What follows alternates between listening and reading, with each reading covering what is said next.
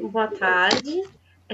Gostaria de dar as boas-vindas a todo mundo que está nos assistindo online via Facebook na página da Ação Educativa e também dar as boas-vindas aos participantes do debate hoje, o Coletivo 660, e também os nossos convidados, os professores Paulo Saldiva e João Whittaker. Muito obrigada por estarem aqui conosco hoje. A gente vai começar então o terceiro encontro da série de seminários, um mapa de desafios para o Estado de São Paulo, que é uma série de seminários introdutórios organizada pelo Coletivo 660 em parceria com a Ação Educativa.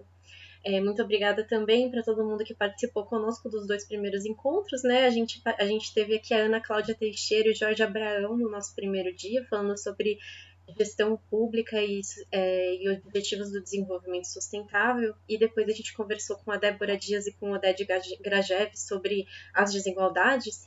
Esses dois encontros eles ficaram salvos na página da Ação Educativa para quem tiver interesse em assistir e quem não pôde participar ao vivo conosco. Quem está participando hoje, então, bem-vindos mais uma vez, bem-vindos. Hoje a gente está recebendo, como eu falei, o professor Paulo Saldiva e o professor João Whittaker, e vamos conversar um pouco sobre a macrometrópole e sobre saúde e sustentabilidade. Gostaria primeiro de convidar o professor João Whittaker a falar. Ele é graduado em Arquitetura e Urbanismo e em Economia, é mestre em Ciência Política pela Universidade de São Paulo, doutor em Arquitetura e Urbanismo e livre-docente pela FAUSP. Ele é professor desde o ano 2000 nos cursos de graduação e pós-graduação da Faculdade de Arquitetura e Urbanismo da Universidade de São Paulo e foi professor da Faculdade de Arquitetura e Urbanismo da Universidade Mackenzie de 2013 a 2013. É um pesquisador sênior do Laboratório de Habitação e Assentamentos Humanos, um LabHab da FAUSP, que coordenou entre 2009 e 2015 e onde atua sobre a temática da habitação social e da precariedade urbana.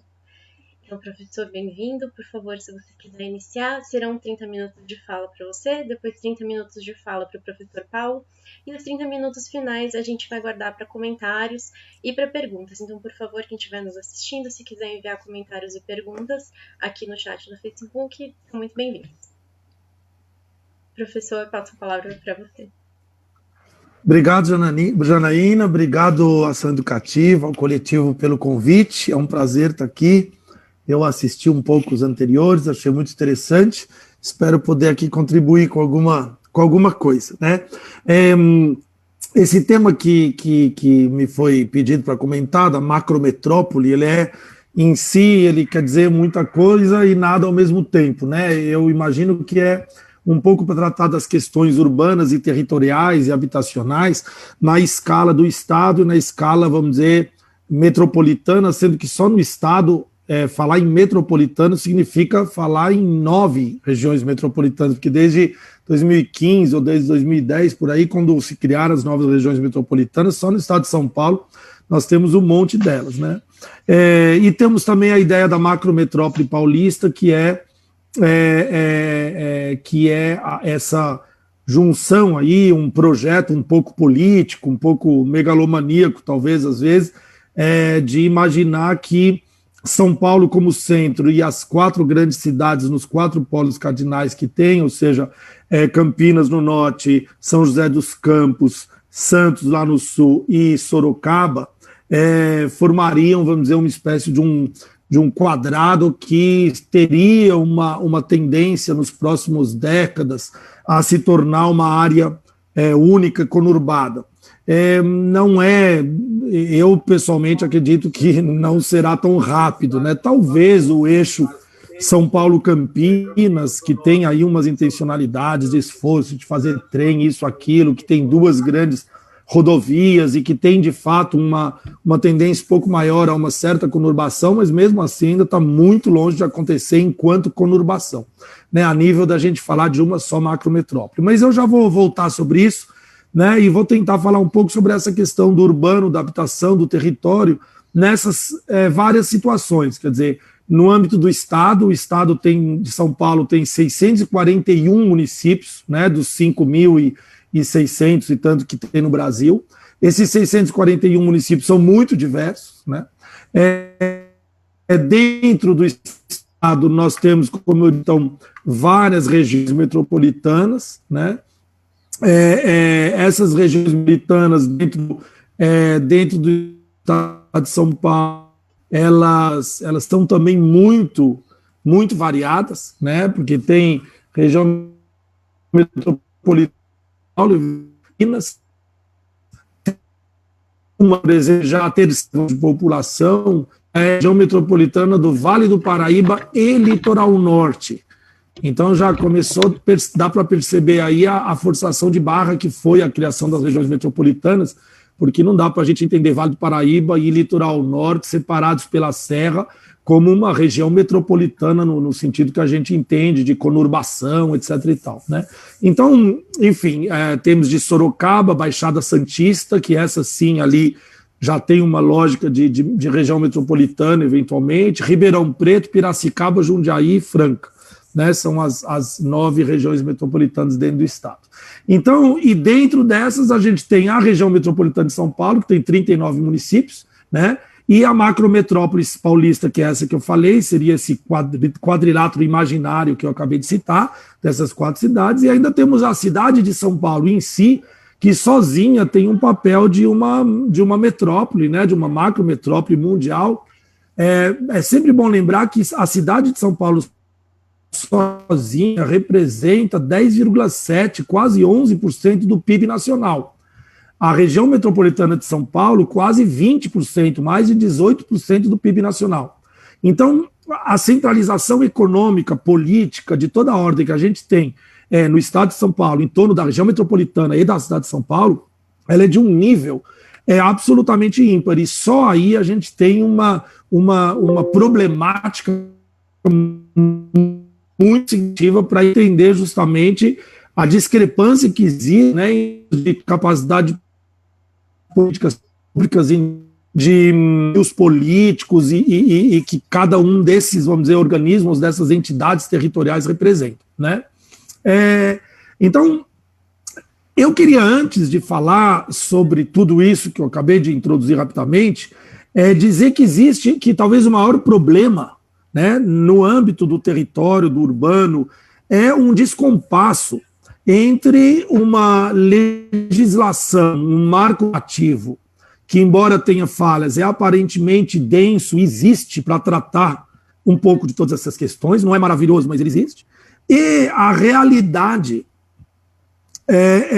da prática, de como ocorrem as políticas públicas, né? Eu até retomo uma questão que eu ouvi o Oded falar na palestra que ele deu aqui mesmo, né, acho que no segundo encontro, né, que ele falou assim, na verdade, não dá para dizer que não dá para fazer o quê? Uma inversão de prioridades das políticas públicas, onde elas devem ocorrer, que são nos territórios de precariedade, qualquer que sejam eles, dentro da região metropolitana, no estado que for, né? Então, ao colocar isso, o Oded deixou muito claro uma coisa que eu queria ressaltar aqui. O problema que nós temos que enfrentar na questão da política pública no Brasil não é um problema nem técnico, nós temos amplamente conhecimento suficiente técnico para resolver problemas de saúde, nós estamos vendo agora com as vacinas, para resolver problemas de habitação, etc., o que for. Não é também de dinheiro, não dá para dizer que a 13ª economia do mundo tem um problema de dinheiro, quer dizer, ela pode até ter dificuldade, etc., né? Pode ser problema de distribuição do dinheiro, já vou falar disso, mas não é um problema de falta de dinheiro, né? E não é um problema de lei. Dá para uma coisa que eu queria já colocar de cara, que é a gente entender que nós estamos trabalhando dentro de um registro do que eu chamo nas minhas pesquisas, muita gente chama de uma maneira hoje em dia imprecisa de Estado patrimonialista, mas o que eu chamo nas minhas pesquisas de uma forma social patrimonialista, uma sociedade patrimonialista. E, para resumir muito, esse termo indica, sem entrar em todas as polêmicas teóricas que tem em torno disso, ele indica, na verdade, uma sociedade que é construída numa dualidade histórica entre um grupo minoritário, uma elite oligárquica, né, que é a possuidora das riquezas, das terras, das indústrias, do comércio, financeira, né, e que, na verdade, não é uma burguesia capitalista clássica, isso tantos autores da sociologia já escreveram, no sentido que ela não aceita a possibilidade de ser regulada, de ser controlada em nome de uma construção mais geral, como aconteceu no pós-guerra na Europa, por exemplo, em que a construção mais geral, tudo bem, era a construção do capitalismo, com todas as suas vicissitudes, mas ainda assim a regulação pública ela se dava em nome de uma construção mais geral, do capitalismo em geral. Então, se fosse o caso, como mostra o filme Spirit de 45, né, do Ken Loach, quer dizer, em determinado momento eles resolveram estatizar empresas, eles resolveram enfrentar as grandes fortunas, tudo com disputas, brigas, etc., mas existe uma capacidade de regulação. A característica nossa é que não dá regulação nenhuma, ou seja, o papel do Estado, quando a gente fala em políticas públicas, é de um Estado que historicamente não se constituiu para isso. Ele é um Estado que foi, junto com a propriedade da terra e junto com o domínio sobre o trabalho, sobre as relações trabalhistas, é por isso que a gente foi os que mais demoraram para acabar com a escravidão, é um Estado que foi instrumentalizado para servir grupos, interesses muito específicos. Claro que hoje em dia é muito mais amplo do que isso, não é o grupo específico de um ou outro, de pessoas só, são grupos sociais hegemônicos muito maiores, mas ainda assim isso cria uma permanente confusão que dificulta muito as políticas públicas.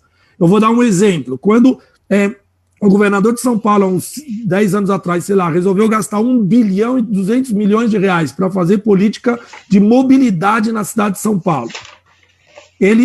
Mobilidade, se eu for pensar pelo público, eu vou falar, então, com 1 bilhão e 200 milhões, eu vou fazer 10 quilômetros de metrô para uma cidade que tem uma carência absoluta desse que é o meio de transporte mais eficaz. Só que em vez de fazer 10 quilômetros de metrô, ou seja, aumentando em 1/6 as linhas de metrô do estado de São Paulo, se decidiu fazer uma via a mais na Marginal Tietê, que ficou saturada em 2 meses. Isso é tipicamente o desvio dessa lógica. Por quê? Porque é mais interessante para os 30% que usam carro e não para os 70% que usam transporte público. E os 30% que usam carro representam uma elite que também na qual está envolvida a indústria da construção civil, dos lobbies, das empreiteiras, disso e daquilo, que vão, então, fazer o que for necessário para que esse tipo de obra seja feita e não outra. Então, nós estamos sempre, vamos dizer assim, desvirtuando as políticas graças às falhas que elas têm. E a gente precisa entender isso. Entender que existe uma confusão proposital e permanente, muito útil, entre o que é o legal e o ilegal. Quando eu falo em política pública, se eu não entender que existe uma confusão entre o que é legal e ilegal, eu não entendo nada do que acontece no Brasil. Eu vou dar um exemplo simples. Pedalada fiscal era legal até 2014, se tornou ilegal em 2016 e voltou a ser legal em 2017. E eu, como secretário de habitação de São Paulo que eu fui, no final de 2016, eu tive que suspender e ter manifestação lá no térreo do edifício Martinelli, porque eu suspendi os pagamentos de auxílio aluguel à população muito pobre de São Paulo, porque por causa de uma decisão sobre legalidade e ilegalidade do adiantamento de recursos do ano seguinte para fins sociais, que era o que a gente usava para pagar o auxílio aluguel, eu poderia ser preso naquele instante, que era o instante do golpe administrativo parlamentar aí que a gente teve, política que a gente teve em 2016. Então, naquele momento era ilegal. Em janeiro de 2017 já não era mais. Já tinha se tornado de novo algo absolutamente aceitável. Então, isso mostra, por exemplo, quando eu vejo as ocupações, né? Vou dar esse último exemplo antes de entrar nos 20 minutos aqui de uma parte mais técnica. Um grande problema que a gente vê e repete, vê na mídia, são as tais de ocupações. As ocupações são tratadas como sendo ilegais e muito nocivas, de prédios vazios. Ora, o que é ilegal são os prédios vazios. Eles não cumprem a função social da propriedade estabelecida no Estatuto da Cidade. Mas os juízes brasileiros escolhem tratar a ilegalidade da ocupação. Porém, 30% de Alphaville ocupa a área ilegalmente de terrenos da União indígenas. E, para isso, a sociedade patrimonialista criou uma taxa, se chama laudêmio, que permite que o sujeito pague ali e fique tranquilo sem ninguém atrapalhar. Assim como nós temos 3 ou 4 grandes shopping centers em São Paulo, que não tem sequer o habite, sequer ocupam áreas públicas municipais e que estão em área irregular e não acontece nada. Então, isso mostra o quanto esse jogo do legal e ilegal é uma coisa muito importante da gente entender. Então, vamos com isso entrar na questão que a gente tem que tratar aqui. A crença no marco regulatório tem que ser minimizada. A gente precisa entender que o registro é político. Porque se eu for no marco regulatório, eu falo assim, puxa, mas existe o Estatuto da Cidade, existem os planos diretores, existe o Estatuto da Metrópole. Puxa vida, com tudo isso, por que eu não resolvo a questão territorial e urbana? né? Então, assim, primeiro problema, nós temos no Brasil apenas 3 níveis de governança territorial. União, Estado e município. Para um país de tamanhos continentais. Para vocês terem uma ideia, eu vou pegar o exemplo da França, que eu estudo muito e conheço bem. A França tem uma expressão que se chama 1000 folhas administrativas. O problema deles é o contrário, eles estão tendo que tirar níveis de administração. Porque eles têm comuna, que é a cidade, o município, comunidades de comunas, regiões de equilíbrio rural-urbano, bacia hidrográfica, tem um monte e são instâncias territoriais que se entrecruzam também nas suas competências. De tal forma que se um deixa de fazer uma coisa, ele deixa incompleto algo que depende também do outro. Então, você fica com o negócio... Então, o cara que é prefeito do município, ele não pode se recusar a fazer uma coisa, porque uma estrada, uma escola, o que for, está tudo meio que amarrado em competências sobrepostas desses diferentes níveis de gestão. No Brasil, nós temos 3. E nós temos um vazio gigantesco naquilo que é chamada a área metropolitana. Então, assim, na Constituição de 88, a competência municipal foi aumentada. Foi dada aos municípios uma série de competências, né? Que aumentou enormemente o nível de responsabilidade desses municípios, mas sem dar a eles a capacidade financeira. Então, eles passaram a poder fazer legislação daquilo que era chamado os assuntos de interesse local, né? Foi permitido até que eles arrecadassem, né? E foi dado responsabilidades, inclusive, em relação à política territorial e habitacional. Só que o funcionamento financeiro desses municípios não foi resolvido. Então, na verdade, os municípios eles ficam dependentes do chamado Fundo de Participação dos Municípios, que tende a dar uma proporção maior para municípios menores, supondo que eles têm menor capacidade de autofinanciamento, né? Porque o autofinanciamento municipal ele vem de onde? Do ISS, que é o subserviços, né? Do ITBI, que é a transferência de bens imóveis, que é muito pouco, né? E sempre com arrecadações muito pequenas. O ISS é no máximo 5%. O ICMS estadual é 20%, né? As cotas, né? Então, a gente vê que depois o ITBI é 4% e depois o IPTU, que funciona só nas grandes cidades, né? Então, os municípios eles ficam dependentes do Fundo de Participação Municipal, que na verdade, o que fez com que os municípios brasileiros tenham muitas responsabilidades, mas fiquem obrigados a ficar passando a caneca para poder sobreviver.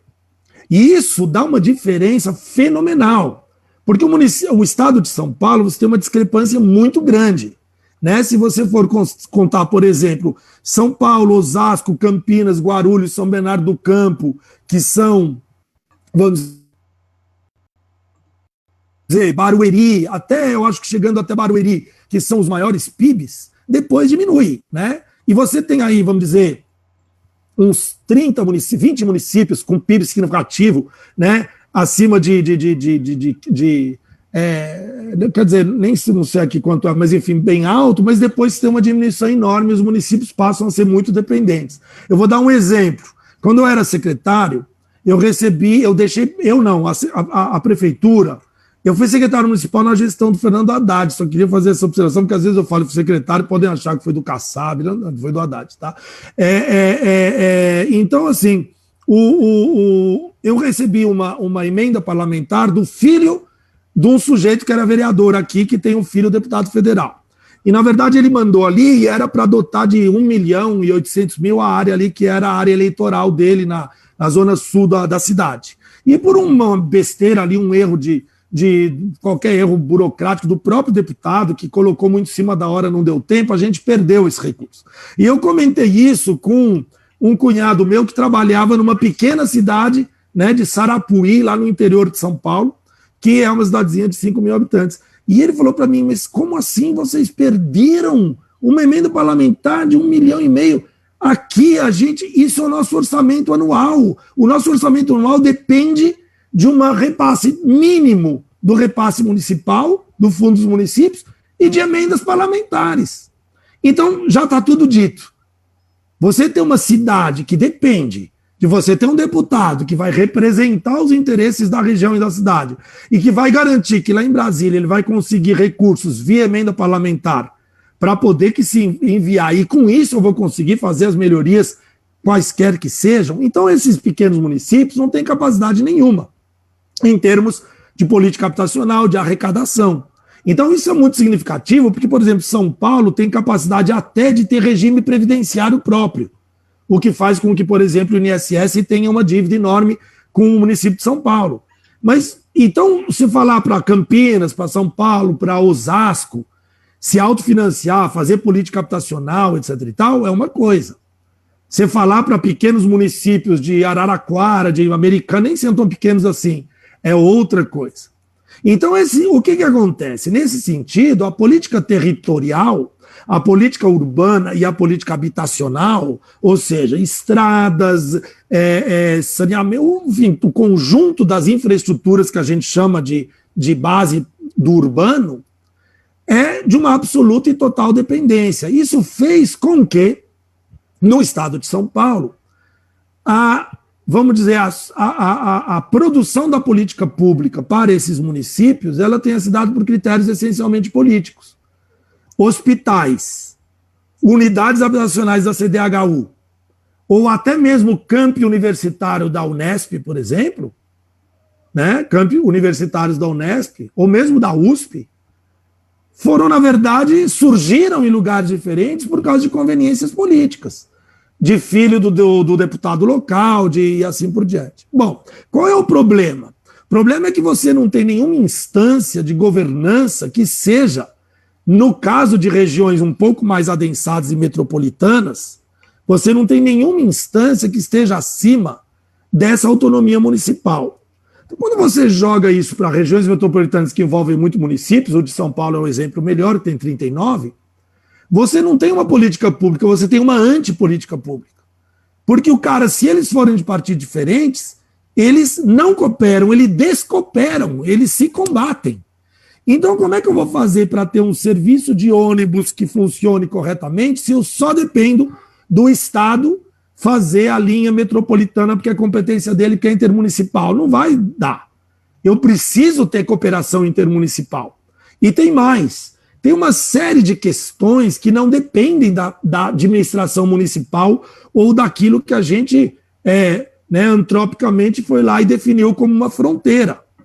Então, por exemplo, a questão hídrica, a questão de drenagem, de drenagem em geral, a questão habitacional, porque quem mora em Osasco trabalha em São Paulo, quem mora em Guarulhos trabalha. Então, eu tenho uma intermunicipalidade muito grande, muitas vezes na questão habitacional. Né? Eu tenho questões, por exemplo, de resíduos sólidos.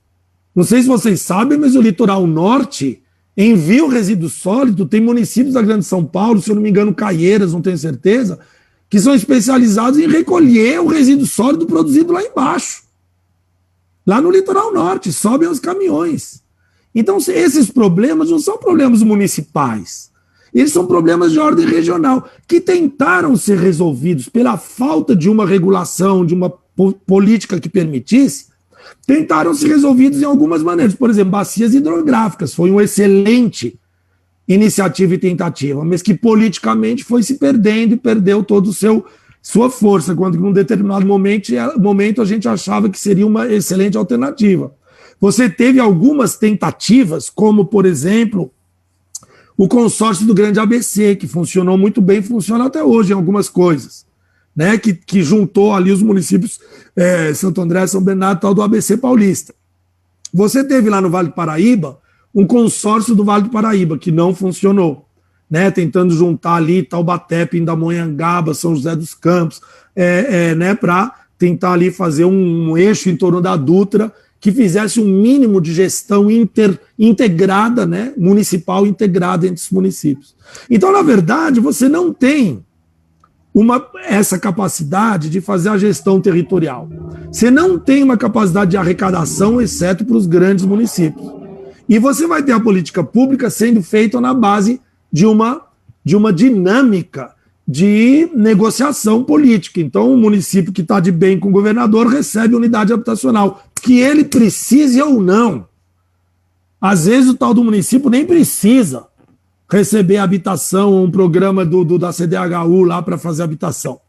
É verdade que o Minha Casa Minha Vida mudou um pouco isso, mas aí a gente pode entrar em outra discussão sobre os aspectos positivos e negativos do Minha Casa Minha Vida. Mas como Minha Casa Minha Vida vinha do âmbito federal, ele conseguiu romper um pouquinho isso. Mas o fato, então, é que tem uma dificuldade muito grande de se promover esta integração necessária para a gente poder falar ou em macrometrópole, ou em regiões metropolitanas, ou em região metropolitana de São Paulo. Nós temos muita dificuldade de falar em integração territorial, né? Então, na verdade, isso faz com que a gente tenha uma lógica territorial que é muito mais, vamos dizer, conduzida pelo faroeste econômico, ou seja, pela capacidade de competição que os municípios acabam criando entre si, no sentido de se tornarem mais ou menos atrativos a empresas que, do ponto de vista local, vão aumentar a sua capacidade de arrecadação de ISS. Então, se você vai para Sorocaba, você chegando ali em Sorocaba, você vê que tem a Compaq, que tem não sei o que mais, tem a Lenovo, Compaq não existe mais, tem a Lenovo, tem isso, tem aquilo. É guerra fiscal para você tentar atrair, sem muitos resultados, que normalmente os municípios abrem mão, doam terrenos, abrem mão de impostos durante N anos e tudo mais, para tentar aumentar a arrecadação. Se o município tiver a sorte de ganhar na loteria e a Petrobras for lá e colocar uma refinaria, ou alguma coisa do mesmo tipo, aí sim, porque aí ele ganha royalties, vai virar São Sebastião, né? Quer dizer, ganha royalties daquilo e aí o município passa a ter uma enorme autonomia. A outra questão é a seguinte: então, as regiões metropolitanas não resolveram isso. No Brasil se criaram, né, a partir de entre 2010 e 2017 se institucionalizaram, né? Você tem hoje 80 regiões metropolitanas no Brasil todo, mas são coisas absolutamente diversas, que nem essa que eu falei do Vale do Paraíba e Litoral Sul, e Litoral Norte, né, que é uma lógica assim. Então você tem regiões metropolitanas que você vai andar de carro lá e não vai ver uma casa durante quilômetros. Em 2015, em 2015 se fez o Estatuto da Metrópole. O Estatuto da Metrópole é uma carga normativa que diz, olha, todas as regiões metropolitanas, essas 83, elas vão ter que fazer o quê? Vão ter que fazer um plano de desenvolvimento urbano integrado, PDUI. E aí, que eu saiba, só Vitória fez até hoje. Em São Paulo, quando a gente estava no governo, a gente começou a fazer muito seriamente, mas foi absolutamente abandonado depois que a gente saiu de lá. Então, na verdade, nós estamos ainda completamente órfãos de uma capacidade de governança que diga respeito a um olhar para o Estado ou para a macrometrópole, se a gente quiser reduzir um pouco, ou para as regiões metropolitanas em separado, de maneira mais coesa, de maneira territorialmente mais concatenada, que seria o primeiro passo para permitir que se fizesse a tal da inversão das prioridades, para eu conseguir pelo menos entender aonde eu devo, porque tem uma outra coisa. Para eu poder fazer a política pública adequada, eu preciso ter meios para isso. Até mesmo para eu arrecadar. Tem uma grande parte dos municípios não arrecada IPTU, porque para arrecadar IPTU eu preciso ter dado cadastral, sistema informatizado, sistema de cobrança, preciso ter um levantamento de setor quadra-lote, preciso ter uma série de coisas que custam um dinheirão. Como o município não tem, ele não arrecada. Então, na verdade, ele prefere até ficar dependendo dos repasses e de fazer arranjos políticos com os deputados que vão dar ali as suas emendas parlamentares. Para concluir, porque eu estou nos meus últimos 2 minutinhos, eu queria ainda levantar um último ponto, que é o fato de que no município, na escala municipal, que essas contradições da sociedade patrimonialista se revelam de maneira mais forte. Então, muitas vezes a gente tem avanços normativos na ordem federal, por exemplo, o Estatuto da Cidade, que fala sobre 5 mil municípios no Brasil, mas ele está falando do mesmo jeito sobre Nova York, que tem 3 mil habitantes no interior do Maranhão, e sobre São Paulo, que tem 12 milhões de habitantes. Então, na verdade, para ele valer, eu vou precisar desmembrar ele. E na hora que eu desmembro, eu chego no município. E no município é onde eu tenho o coronel. E numa enorme parcela de municípios brasileiros pequenos, a família do coronel, entre aspas, do dono, do proprietário fundiário, que domina a política. E isso vem desde Maria Silva Carvalho Franco escreveu isso, né, para os anos 40, para os anos 30, vem desde lá. Então, na verdade, você tem municípios em que o prefeito é o mesmo. Maringá era um exemplo típico, agora saiu a família lá, mas a família que estava em Maringá era a maior proprietária de terras ociosas na área central da cidade. E o cara era o prefeito. Como é que o prefeito vai, ele, fazer o papel de Estado que tem que ser regulador do proprietário de terra, que não quer fazer uso, a função social da propriedade dele, se ele é o próprio proprietário? Ele não vai. Então nós temos contradições enormes. O que dá para dizer em torno disso? Eu repito que o desafio, o grande desafio, é o desafio de uma conscientização política, da necessidade da gente superar os entraves que fazem com que esse emaranhado gigantesco de leis, essa capacidade técnica que a gente tem e a possibilidade de dinheiro que existe possam ser aplicados. E a partir disso se podem fazer mudanças que podem ser significativas. Agora, a principal delas, sem dúvida nenhuma, é uma mudança em relação ao Pacto Federativo a respeito do fundo de financiamento dos municípios, né? Existe no Ceará o Fundo de Participação dos Municípios. No Ceará, por exemplo, se fez uma iniciativa ali inovadora em que o Estado ele faz uma divisão ali meio que ponderada do ICMS estadual, né, para poder ter uma melhor capacidade dos municípios, né? Então, a reforma do Fundo de Financiamento dos Municípios é muito importante, né? Eu acho que é uma das coisas, vamos dizer, técnicas que principais, mas evidentemente nós estamos falando aí em dinheiro e, portanto, na distribuição política. Lembrando que a maneira como esse fundo funciona hoje favorece, desculpa, Janaína, a última coisa, favorece o quê? Favorece as práticas políticas que nós temos hoje, que ainda são as práticas políticas do atraso. Então, veja bem, o fato de eu ter o financiamento municipal baseado nesse fundo mal estruturado é o que dá poder ao deputado poder ter sua base eleitoral. E isso é um sistema vicioso que a gente não consegue romper. Eu, como secretário, eu recebia deputados federais, estaduais, vereadores e até senadores foram me ver. Todos eles pedindo basicamente uma coisa: atende esse grupo que é da minha base eleitoral. Mas, deputado, eu posso até atender, mas eles estão numa área de mananciais. É difícil, ali é reserva hídrica. Como é que a gente vai fazer? Não, eu sei que não dá para fazer nada, eu sei disso. Mas responde alguma coisa para eles pelo menos saírem daqui satisfeitos. Essa é uma lógica que é da direita à esquerda. E ela retroalimenta a política territorial. Então, esse emaranhado de não funcionamento, ele alimenta o sistema de funcionamento da política representativa no Brasil, né? Então, eu acho que nós temos que entender a complexidade dessas relações, o desafio que se tem à frente. Mas eu que fui secretário, eu posso dizer o seguinte: uma vez em municípios que nem São Paulo, Campinas, Osasco e tal, o poder de transformação é gigantesco.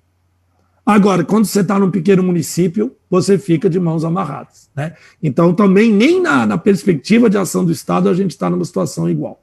É isso, eu encerro aqui, que deu minha 32 minutos, eu contei aqui, e deixo a palavra para o nosso querido professor Paulo. Obrigado. Muito obrigada, João, pela sua fala, né? Acho que é muito importante a gente falar mesmo sobre a lógica das práticas políticas, mesmo porque esse seminário faz parte de um projeto que é em convênio com a Secretaria de Desenvolvimento Econômico, Ciência, Tecnologia e Inovação do Estado de São Paulo, que é um projeto de emenda parlamentar, justamente indicado pela deputada Isa Pena. Ele é um projeto, ele se chama Inovação, Desenvolvimento e Resiliência nas Políticas Públicas em São Paulo, um mapa para os desafios entre 2020 e 2030. Então, acho que realmente a gente discutir a questão das políticas públicas, das práticas políticas, é muito importante para a gente e também não teria como a gente construir, né, um mapa dos desafios para o Estado sem falar sobre a questão territorial urbana. Então, te agradeço, João, pela sua fala. Queria lembrar também para quem está nos assistindo ao vivo agora que se vocês quiserem deixar para o João ou para o Paulo perguntas ou comentários, fiquem à vontade para deixar aqui no chat do Facebook. E queria então convidar o professor Paulo Saldiva para fazer também sua fala, né? O professor Paulo é formado pela Faculdade de Medicina da USP em 1977 e ele tem doutorado em livre docência pela mesma instituição. Ele é professor titular do Departamento de Patologia da Faculdade de Medicina da USP desde 1996. Desenvolve pesquisa nas áreas de anatomia patológica, fisiopatologia pulmonar, doenças respiratórias e saúde ambiental, ecologia aplicada, cidades e saúde humana, humanidades e antropologia médica. Entre 2016 e 2020, ele foi diretor do Instituto de Estudos Avançados, o IAA da USP. E ele é um divulgador científico muito ativo que discute alternativas para o combate à poluição com a adoção de práticas mais sustentáveis e adaptadas ao Brasil. Então, por favor, professor Paulo, fique à vontade. Eu te aviso quando tiver 5 minutos também. Não precisa avisar, que pelo olhar eu já percebo quando eu não estou agradando. Agradeço, professor. É uma prática já da linguagem não verbal. Mas eu queria primeiro manifestar o meu agrado de estar aqui, né? E pela ousadia de vocês convidarem um médico. Eu sou um médico que trabalha com mecanismos de adoecimento para falar sobre cidades. Eu acredito que as cidades têm uma biologia própria.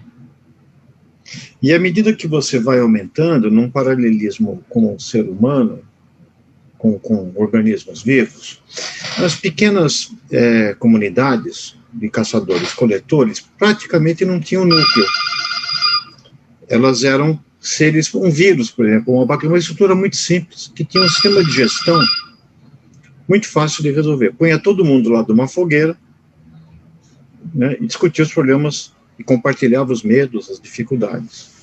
À medida que você vai crescendo, você forma seres multicelulares, né, e você precisa ter sistemas de fluxo de bens, sistemas de informação, e fica impossível ter um entendimento, definir o bem comum, e você começa então a lançar mão de um sistema nervoso central que recebe as informações e processa, até chegar em indivíduos cada vez mais complexos, né, onde possivelmente o elemento central de decisão não chega na ponta de cada célula.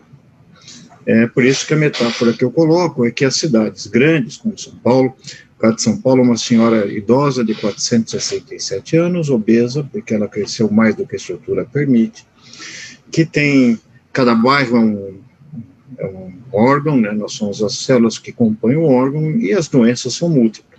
Trombos arteriais metálicos, áreas de adoecimento e necrose por falta de estrutura, diarreia aquosa para os rios, alopécia, quando chove faz edema, quando não chove desidrata, tem doença autoimune, porque às vezes o sistema de defesa agride células constituintes do próprio corpo, e eu diria que tem Alzheimer dos neurônios dirigentes, porque eles esquecem rapidamente tudo que foi planejado, e até o que prometeram nas eleições que se passaram. Bom, isso é uma característica de São Paulo ou de todas as cidades? Bom, eu não quero ser muito professoral, mas desde que a evolução privilegiou um cabeção, né, um sistema nervoso central, aí que a coisa começou a necessidade de colaboração.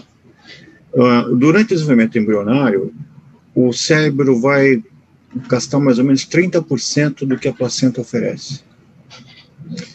E isso implica que o preço de ter um cérebro significa que nós vamos não vamos ter garra, não vamos ter musculatura, né? Não vamos ter... nós perdemos para qualquer bicho com metade do nosso peso. Qualquer atividade física. Né?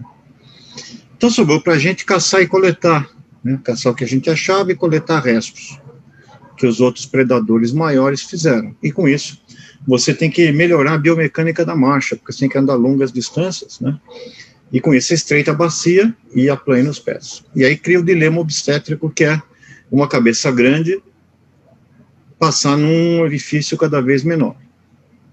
Tanto que uma macaca, por exemplo, ela dá luz em 30 minutos sem dor. E a cabeça não roda, a mãe já pega e põe no colo. Já a gente não, né? Para poder, desde o Neandertal, você baixou o osso posterior da bacia para fazer um degrau, né? E a cabeça roda que nem um parafuso para as costas da mãe. Então, a profissão mais antiga do mundo é a parteira, não o que todos nós pensamos, e que e também o cérebro se desenvolve muito depois do nascimento. Isso envolve maternagem. No momento que você tem maternagem, você depende da interação do grupo. Quer dizer, a espécie humana, ela sobrevive não pela luta, não pela velocidade, mas pela colaboração. Até o envelhecimento, né, tem um sentido nisso, porque a nossa vida física permanece muito depois da capacidade reprodutiva ter acabado. Isso porque você precisa ter no contexto, porque um sapiens tinha dava luz cada 2, 3 anos. Ou seja, a mãe tinha um bebê enquanto estava gestando o outro. Alguém tinha que cuidar daquele bebê. E os idosos faziam esse papel, né, através de transmitindo experiência e fazendo educação. Então, até uma criança ficar autônoma demorava uns 10 anos, hoje talvez 40, 50, né, fica dependendo dos pais, vivendo tudo junto, mas havia a necessidade de uma organização social. Só que, quando você tinha bastante coisa para caçar e coletar, você não precisava ter um grande desenvolvimento criativo, né? Os nossos índios, por exemplo, tinham uma estabilidade tecnológica que durava 80 mil anos, porque aquela flecha servia, esgotava, você migrava, construções simples, e você não esgotava o meio e ia para outro lugar.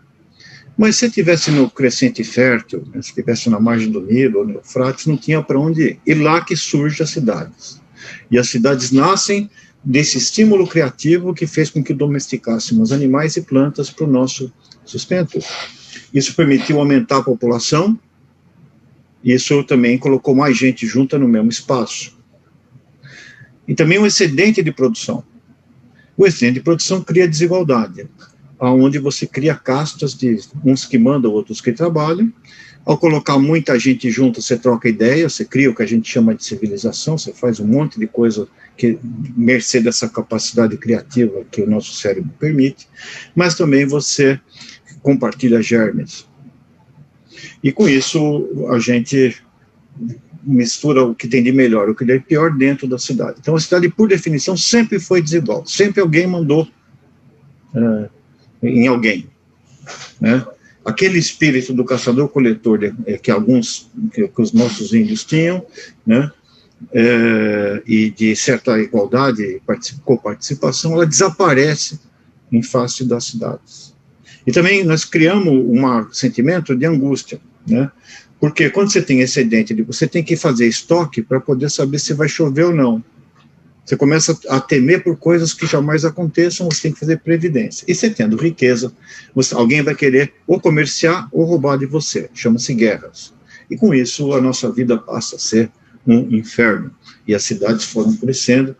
E em função dos últimos movimentos, principalmente depois da Segunda Guerra Mundial, cresceram que nem pipoca. E quando cresceram enormemente com esse êxodo rural-urbano, acentuou essa tendência que existia desde Jericó. Então, esse é a cidade, por definição, ela será um ponto de tensão, porque fica impossível, ao contrário do que acontecia com os caçadores-coletores, definir o bem comum, e o João definiu muito bem que existem interesses corporativos, de grupos que se organizam, e que vão fazer com que seja difícil você fazer o sistema como um todo andar junto. E quanto menor a estrutura social, quanto menor o nível de cidadania, mais aqueles que mais podem vão ganhar dos outros. Então a cidade não é um ponto de entendimento, o entendimento é impossível, não vai existir consenso nunca na cidade, então você precisa definir o bem comum. E aí que está o problema, a definição do bem comum, que é o que tem faltado, por exemplo, ao Parlamento de São Paulo nos últimos anos, né, e se fosse que tem feito a cidade retroceder no tempo como se fosse um enorme curupira urbano, onde, embora se faça planos diretores olhando para frente, os pés te levam inexoravelmente para trás. Essa curupirização urbana que São Paulo sofreu, né, ela leva, e como todas as grandes cidades, algumas consequências práticas do ponto de vista de saúde. A saúde é um bom indicador da qualidade de vida. Podia ser melhor, né? Felicidade, bem-estar, mas se você ficar só com morte, já funciona. Por exemplo, o risco de você morrer, de uma criança morrer antes de completar o primeiro ano de vida, na cidade de São Paulo, varia 16 vezes conforme o CEP. 16 vezes. O de morrer de infarto do miocárdio antes do tempo, dá mais ou menos uns 9 a 10 anos, 9 a 10 vezes o risco de morrer. E se você espacializar isso, você vai explicar, por exemplo, para a doença cardiovascular, você tem um R2 ajustado do modelo de quase 67%, sabendo só o CEP e os indicadores sociais, né? E é um mosaico que, ao mesmo tempo, por exemplo, o centro, né, saindo da região central, você tem uma subida grande de expectativa de vida. Mas se chegar no Brás, no Bom Retiro, no Baixo Bexiga, você vai, a redução de anos de vida produtivos por doença cardiovascular é da ordem de 17 anos. Eu não estou falando de morte matada, estou falando de morte morrida. E que também leva a uma frustração, porque como patologista na faculdade de medicina, eu ensino como é que... Medicina é muito simples, né? Ou dá bola, ou dá buraco, ou entope. E uma das aulas de entupimento, né? As pessoas, a principal causa de morte é entupimento de uma artéria importante, e eu explico menos de 35% do que é necessário para impedir o que uma pessoa entupa, uma artéria importante. O resto está na fisiologia da cidade, na morfologia urbana, no acesso aos serviços, nas horas trabalhadas, no tempo perdido ao transporte, nas horas perdidas de sono e congestionamentos intermináveis. E isso é difícil de se explicar, e eu acho que é chegado o momento de usar o urbanismo como instrumento de implementação da sociedade protetora do ser humano. E existem várias iniciativas de saúde urbana, e eu faço parte de uma sociedade, dessa Urban Health Society, que é um esforço conjunto das academias de ciência do mundo que resolveram eleger o tema urbanidade e saúde como central. E o nosso plano dos próximos 5 anos de saúde urbana não é promover a saúde do habitante urbano somente, mas é fazer com que exista uma convivência harmônica entre o ser humano e os demais, e o ecossistema que o sustenta. Senão você vai pegar água cada vez mais longe, jogar lixo cada vez mais longe, às custas de deterioração ambiental que a gente já sabe aonde vai acabar. Bom, essa divisão amplia muito o conceito de saúde urbana, e acho que a epidemia de Covid também é a mesma coisa, né? As pandemias sempre foram necessárias, tanto as transmitidas por vetores, como malária, né, como febre amarela, quanto aquelas transmitidas por contato interpessoal, né, sempre viveram nas cidades. A peste bubônica viagem, né, você traz do Oriente no comércio do Mediterrâneo, o vibrião colérico se adapta ao rato urbano e as pulgas do rato picam a gente, e aí você tem um ciclo de transmissão que devastava 60%, 70% da população urbana, e a pandemia era não só considerada, conseguida pelos sobreviventes que criavam a imunidade de rebanho, como também pela mortalidade extremada, quer dizer, morria um monte de gente e demorava uns 20, 30 anos para ter um novo número de suscetíveis, né? Acontece isso com o ebola, acontece isso com a influenza, a gripe espanhola do século XVIII, século XX, ela acaba espontaneamente pela enorme mortalidade e pela imunidade rebanho. Então, além das febres, que são características urbanas, né, existem hoje, pelo crescimento explosivo das cidades, a mudança radical do nosso sistema de vida, o que a gente chama de desacoplamento entre a nossa genética, o que a gente previa e o que a gente encontra na realidade. Ou seja, as cidades mudaram mais rapidamente o nosso modo de vida do que a plasticidade dos nossos genes. Então, por exemplo, um caçador-coletor... Por exemplo, cidade está relacionada, quanto maior a cidade, maior a taxa de obesidade. Bom, você sai de uma dieta que você comia de tudo, né? Porque você não ia no supermercado pegar comida, você tinha que encontrar comida.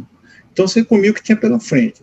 E para conseguir essa comida, você andava de 15 a 20 quilômetros por dia.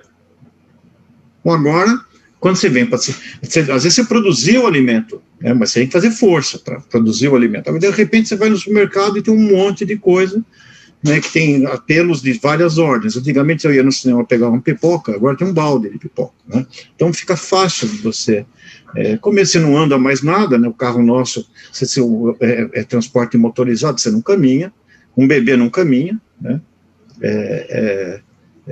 Uma criança não brinca na rua. O nosso carro, eu sempre digo que tem 5 pneus, né? 4 no chão, 6. Um no step e um na cintura, porque senão você não gasta, você não caminha mais, quer dizer, o transporte ativo deixou de existir. O trabalho passou a ser entrar no computador e digitar e dar um enter, né?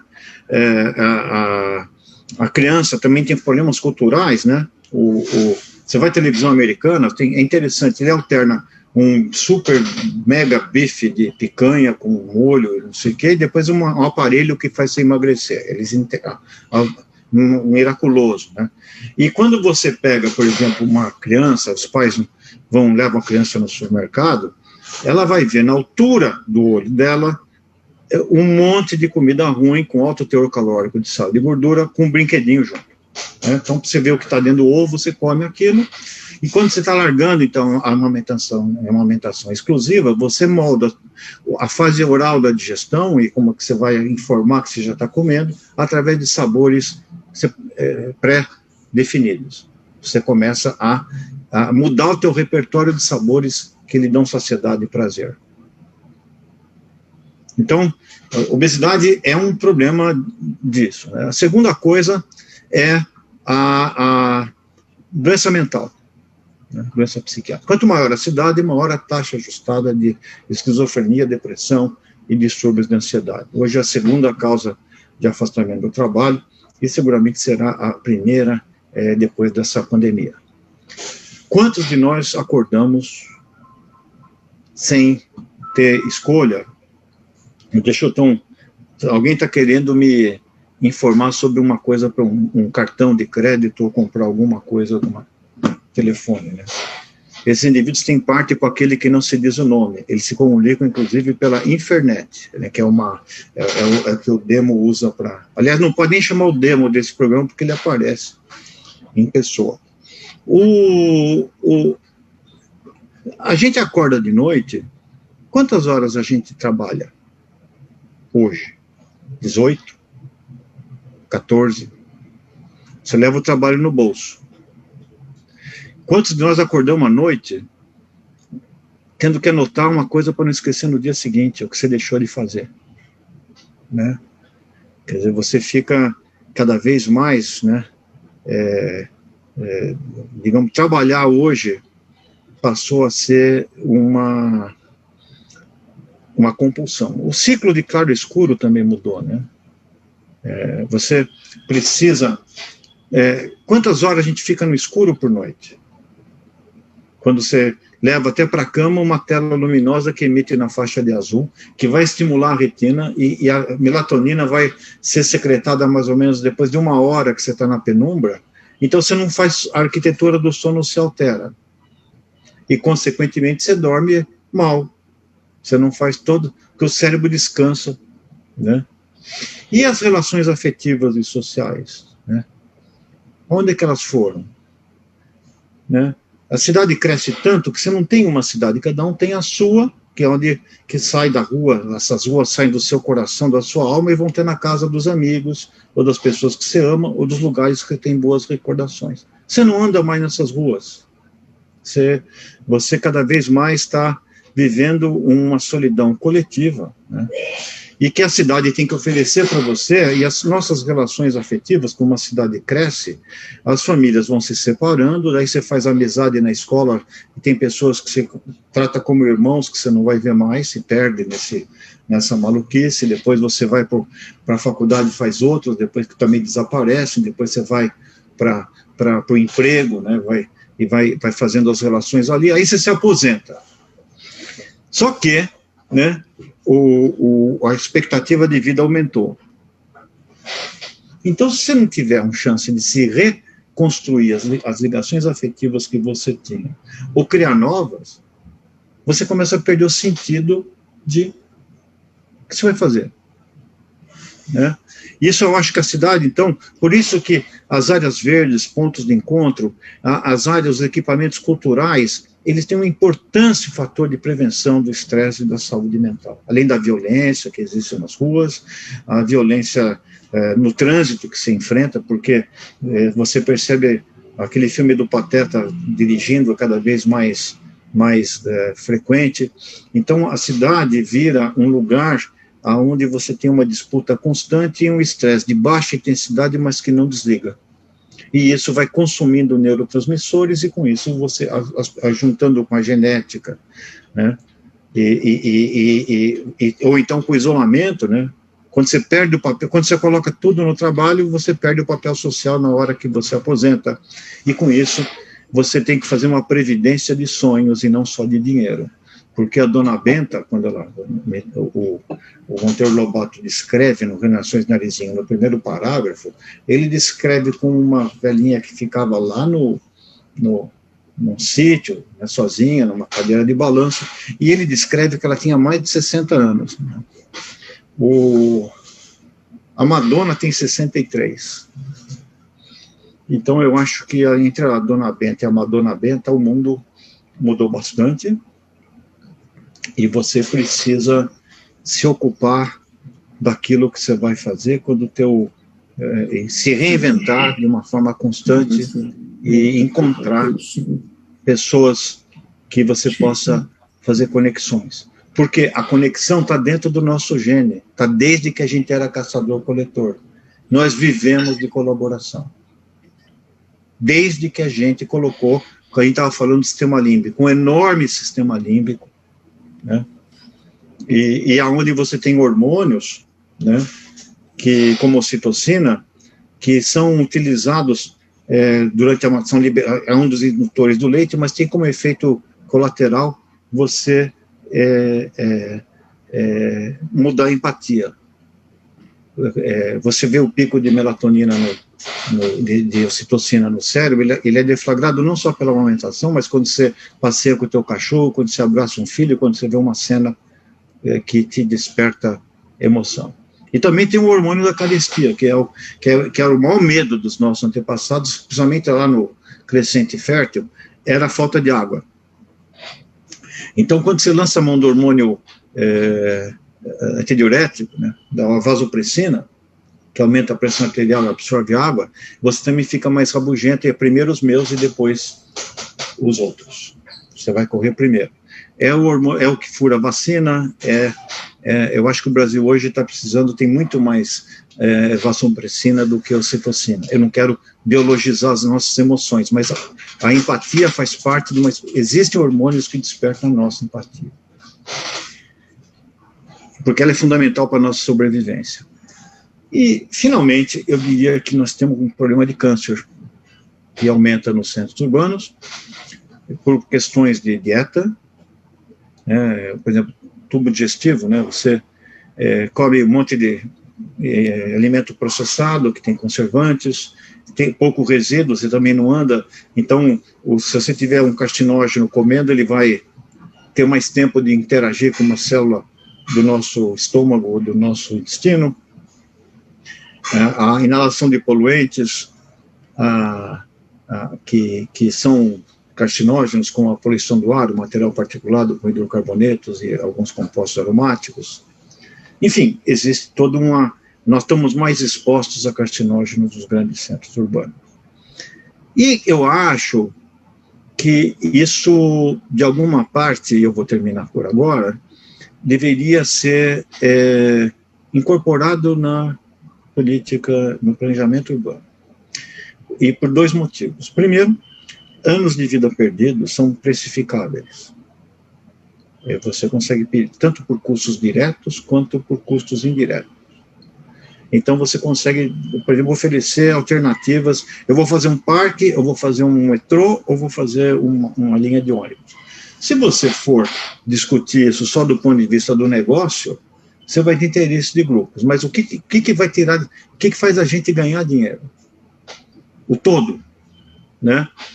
Então, essa economia que integre valores como saúde e bem-estar, ela, de um lado, ela oferece ao gestor um best buy, e do outro, ela coloca a questão da sustentabilidade urbana dentro de uma perspectiva que o indivíduo possa entender o benefício imediato para ele.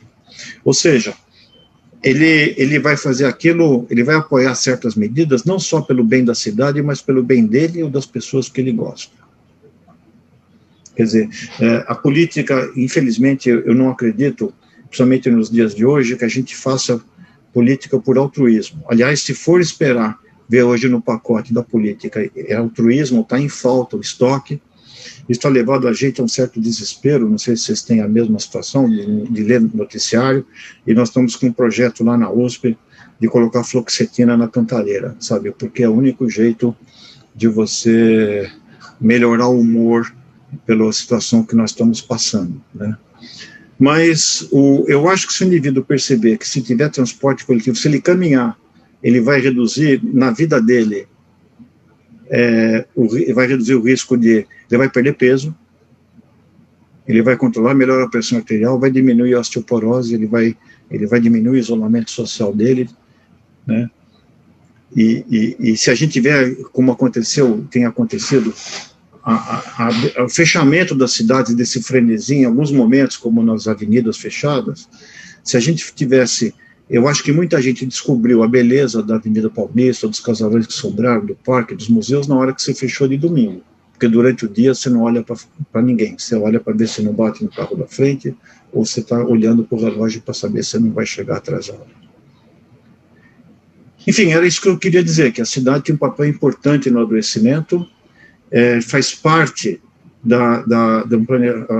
uma cidade sustentável, é uma cidade também saudável, e que a gente nunca vai ter a utopia da igualdade, mas a gente pode trabalhar muito para reduzir, porque isso é inerente à vida em convivência, ela faz parte, foi selecionada como um instrumento fundamental para a nossa sobrevivência, ela está imprintada nos nossos genes.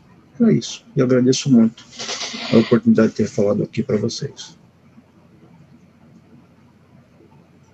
Muito obrigada, professor Paulo. Acho que, nossa, muito interessante, né? Essencial para esse momento da gente pensar nos desafios. E queria abrir, então, para comentários e perguntas. Pessoal do coletivo que está aqui, se quiser se inscrever. O pessoal que também está assistindo a gente pelo Facebook, se quiser deixar para a gente comentários e perguntas no chat, fica à vontade. José Correia, você quer começar? Por que eu, Jana? Eu achei que você tinha levantado a mão, né? Desculpa. Não, eu só estava com a mão aqui pensativo, inclusive, depois de ouvir as duas intervenções. Realmente, bom, eu estava justamente querendo colocar uma questão, mas eu não tinha você leu a minha mente. Não, assim,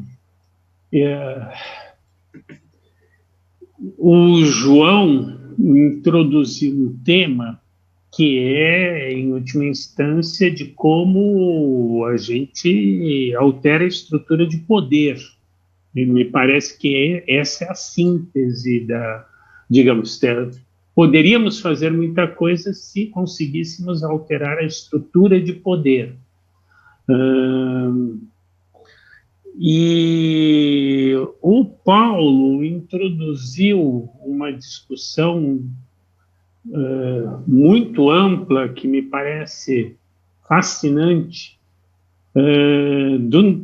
da necessidade de mudar nosso modo de vida e da ligação do modo de vida com o adoecimento e com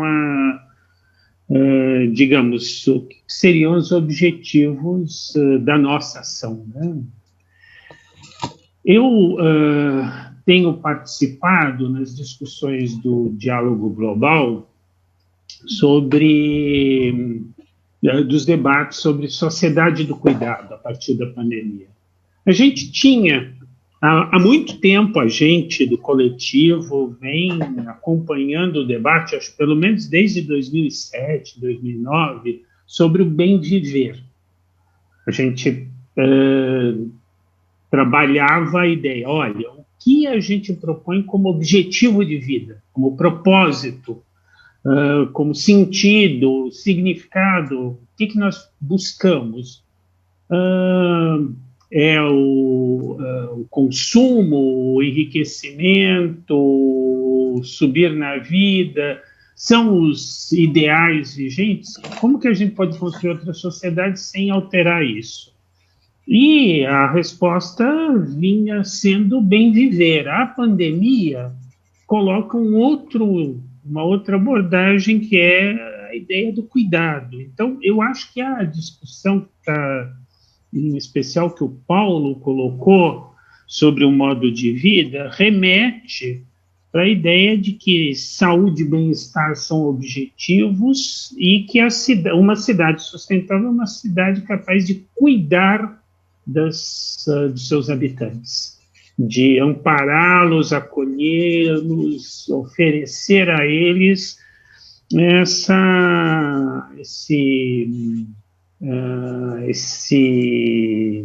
resposta a essas necessidades que não são simplesmente instrumentais.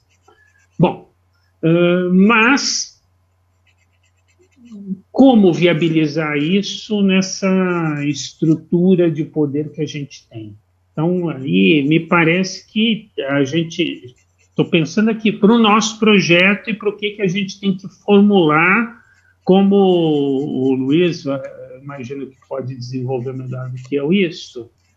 O que seriam políticas que permitiriam a gente enfrentar de maneira mais resiliente os desafios que vão estar colocados? Se a gente pensa que essa pandemia não vai ser a última, se a gente pensa que os problemas ambientais são muito maiores que os problemas colocados pela pandemia.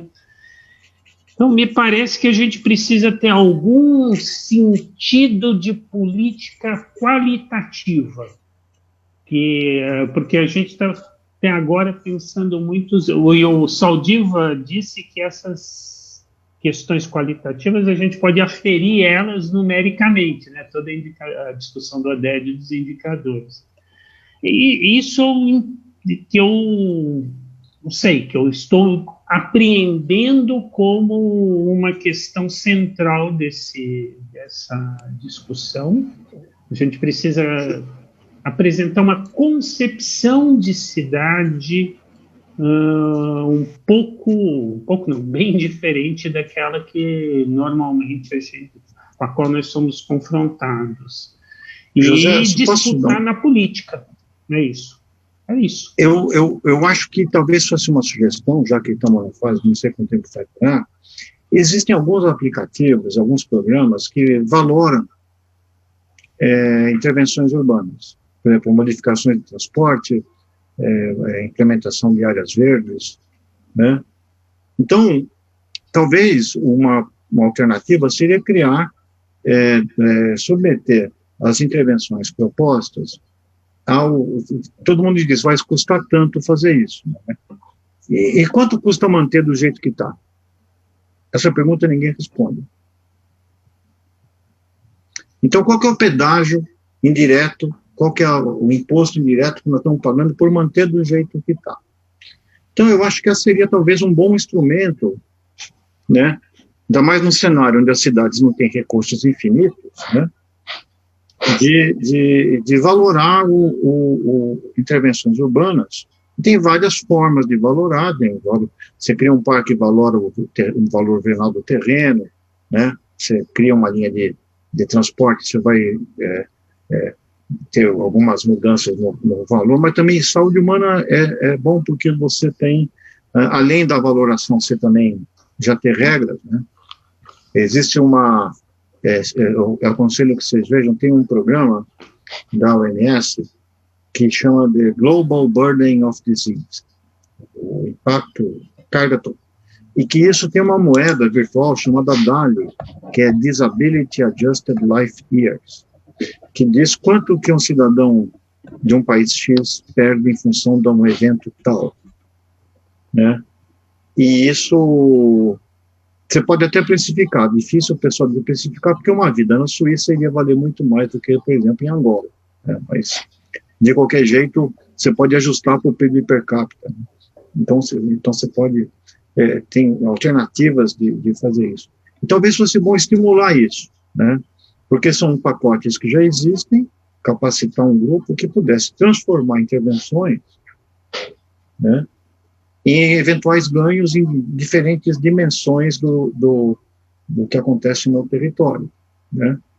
Então, eu acho que isso talvez fosse uma alternativa a ser perseguida, né, para montar uma espécie de, juntando parâmetros quali, como são evidentes, né, mas também alguns quanti. E se não colocar, desculpe eu estar falando, eu falo de doença, mas colocar preço. Mas é que se não colocar preço, não rola, eu acho. É mau negócio manter uma cidade como São Paulo. E o que acontece é que alguns grupos ganham e grande parte perde. É isso que tem acontecido, por causa de interesses de grupos que são muito mais organizados do que o cidadão comum. Desculpa, eu demeti o bedelho, que eu devia ter ficado quieto. Já falei meia hora, estou falando... Imagina! A ideia é essa, né? Não, a ideia é você conversar mesmo. Queria convidar, então, o Luiz, que se inscreveu também, para fazer um comentário. Luiz, seu microfone está fechado. Se puder abrir. Pronto, agora já não estou mais mudo. Muito bem. Então, bom, acho que o Zé detectou bem que existem dois níveis muito diferentes, né, nas duas intervenções. Quer dizer, a intervenção do João é uma intervenção que nos remete a problemas clássicos, vamos dizer assim, de governança, tá certo?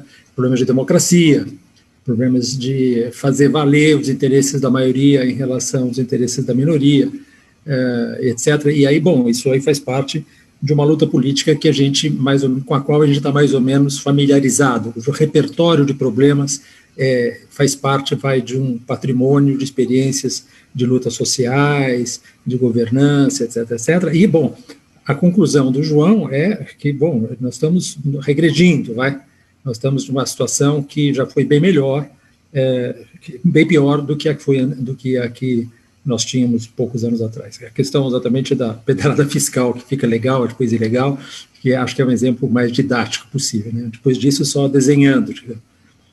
Bom, o problema que o Paulo coloca é um problema de outra natureza. Claro que eles são interligados, mas é um problema de outra natureza, um problema muito mais de ordem civilizacional, digamos assim. Eu acho que essa retrospectiva histórico-antropológica que o Paulo fez mostra o quê? Mostra alguma coisa que me parece sempre muito clara, que você tem uma presunção da espécie humana, segundo a qual nós adaptamos mais o meio ambiente a nós, em relação, contrariamente às outras espécies, que, digamos assim, se adaptam mais ao meio ambiente do que adaptam o meio ambiente a ela. Então, essa é uma presunção tipicamente antropocêntrica, e que tem uma grande dose de verdade, quer dizer, nós adaptamos enormemente o meio ambiente a nós próprios, e isso foi num crescendo cada vez maior, esse conceito de grande aceleração a partir de 1950, que faz com que isso assuma uma escala jamais vista, mesmo na somatória de todas as experiências anteriores a 1950. O problema é que nós chega um certo momento em que esse processo de adaptação passa a ser um processo de contra-adaptação. Ou seja, em vez de você adaptar mais o sistema para atender à sua expectativa, esse próximo passo vai fazer com que o sistema comece a se voltar contra você. E, portanto, o processo de contra-adaptação significa que a cada passo que você dá, o meio ambiente se torna mais hostil a você do que estava no passo anterior. E essa é a realidade com a qual nós estamos defrontados hoje todos, e o grande problema é o fato de que nós estamos num nível de exposição a substâncias químicas, né? Em 2017, se a minha memória não falha, eram 144 mil substâncias químicas, cuja exposição nós conhecemos muito pouco e, sobretudo, não conhecemos a interação entre elas no que se refere à capacidade que elas têm de nos intoxicar. Isso é enorme. Aí, bom, problemas de redução de testosterona no feto, distúrbios endócrinos, neurocomportamentais, depressão, autismo, câncer, né? Os números de câncer são incríveis. A OMS acabou de publicar agora, 2008, 12 milhões de pessoas, 12 milhões,6, em 2018, 18 milhões,1. Em 2040, a expectativa de 29 milhões e 400 mil pessoas que vão sofrer de câncer, metade delas morrendo. Quer dizer, metade delas, pelo menos, é a porcentagem que nós temos hoje, né?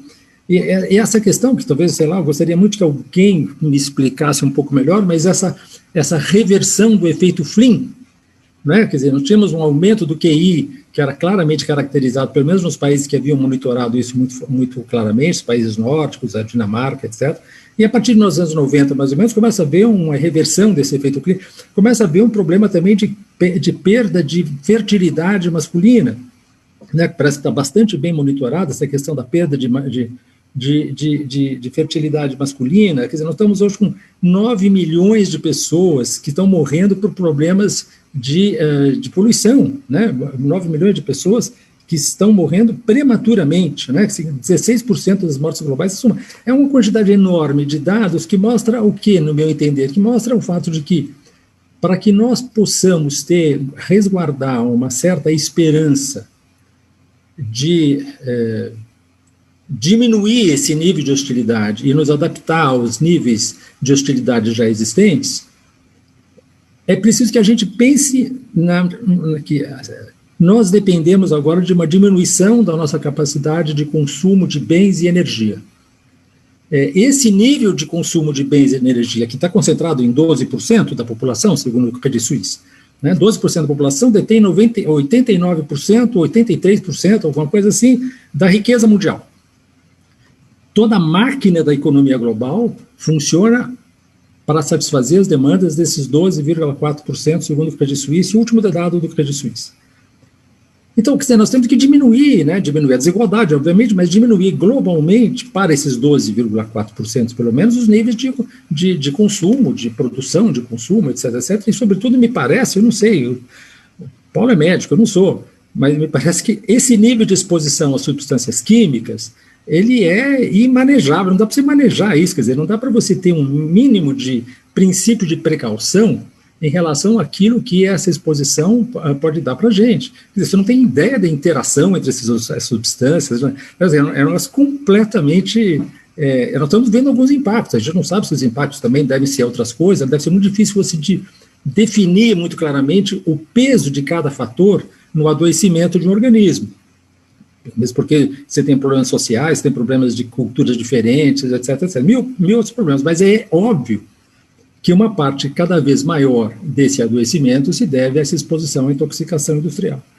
Então, me parece que são dois problemas completamente diferentes, quer dizer, assim, claro, totalmente interligados, mas eles são de níveis muito diferentes, e para essas questões do Paulo Sadiv, acho que, quer dizer, um plano alternativo de governança de São Paulo, o problema é muito maior que um plano alternativo de governança de São Paulo. Quer dizer, acho que o que o João fala é dar um subsídio enorme para um trabalho no nível da secretaria.